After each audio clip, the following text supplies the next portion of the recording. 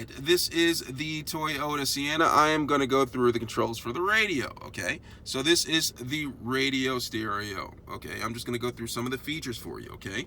All right, in order to turn it on and off, there's a power button right here. As you can see, you just press it, it turns it on, okay? Now, it gives you all these sorts of options right here, okay? It gives you all these sorts of options. What did I do? I just turned it, okay. It gives you all sorts of these options right here. AM, FM, XM, radio, audio, which has the Bluetooth feature right there. You can have Bluetooth, USB, and auxiliary if you want. You can also reorder them. You see this? Reorder the position. You can, do that. You see, move it, like order them, and then okay. Okay? Also, there's an audio. Okay? Audio. Apps. You have a button for apps. It takes you to apps. Audio, phone, setup, traffic, weather, scout, economy, all right, as well as home. It can take you home where it gives you the clock time, okay?